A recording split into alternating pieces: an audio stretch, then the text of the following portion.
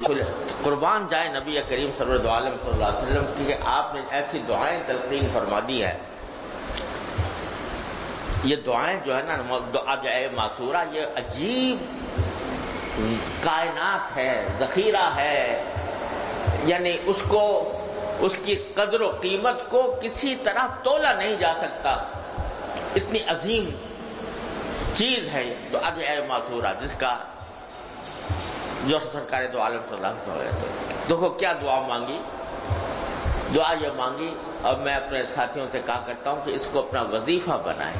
اس دعا کو اللہم اجعل لی عندک ولیجہ واجعل لی عندک زلفیٰ وحسن مآب. کیا لفظ استعمال فرمایا اللہ تعالیٰ نے. اللہ رسول کریم صلی اللہ علیہ وسلم اللہم اجعل لی عندک ولیجہ، اے اللہ میرے لیے اپنی بارگاہ میں میرے لیے مجھے ولیجہ بنا لیجیے. اب اس کا ترجمہ کرنا بھی مشکل اردو میں. ولیجہ کیا ہوتا ہے؟ ولیجہ قرآن کریم میں بھی اس کا یہ ذکر لفظ آیا ہے، اور عربی زبان میں اصل میں اس شخص کو کہتے ہیں کہ جو کسی کے گھر میں بکثرت آتا جاتا ہو، بے روک ٹوک، کوئی روک ٹوک نہیں، ہر وقت کھلا ہے تمہارے لیے گھر. تو جس کا کثرت سے آنا جانا ہو کسی گھر میں، اور اس کو رازدار بھی، وہ رازدار بھی ہو گھر والے کا، ہم راز ہو، اس سے وہ اپنے راز کی باتیں کہتا ہو. تو کیا مانگ لیا اللہ رسول کریم صلی اللہ علیہ وسلم؟ یا اللہ مجھے اپنا کیا بنا لیجیے، ولیجہ بنا لیجیے. یعنی میرا آپ کے بارگاہ میں آنا جانا اتنی کثرت سے ہو کہ جیسے ہمراز لوگوں کا ہوتا ہے، کہ میں اپنی چھپی سے چھپی بات آپ کی بارگاہ میں عرض کر دوں اور آپ میری بات سن لیں، اور میں آپ کی بارگاہ میں بار حاضری کی مجھے توفیق عطا فرمائے.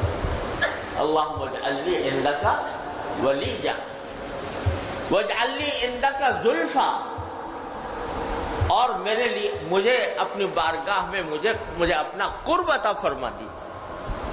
وحسن مآب، اور بہترین انجام مجھے عطا فرمائیے، یعنی مرنے کے بعد. سرکار دو عالم صلی اللہ علیہ وسلم کی ایک ایک دعا میں ایسی صورتحال ہے کہ اگر ایک دعا بھی قبول ہو جائے اللہ تبارک و تعالیٰ کی بارگاہ میں، انسان کا بیڑا پار ہو جائے. تو بتاؤ کہ وہ شخص جس کا اللہ تعالیٰ کے ہاں کثرت سے آنا جانا ہو، یہ ہے اجعل لی عندک ولیجہ، کہ مجھے ایسا بنا لیجیے کہ اب بار بار آنا جانا ہو. اور اس کے مفہوم میں ایک اور چیز بھی داخل ہے کہ اس کو اردو میں اس طرح بھی تعبیر کر سکتے ہیں کہ جس کا کسی دوسرے کے معاملات میں دخل ہو. دخل ہے کہ میں معاملات میں دخل ہے کہ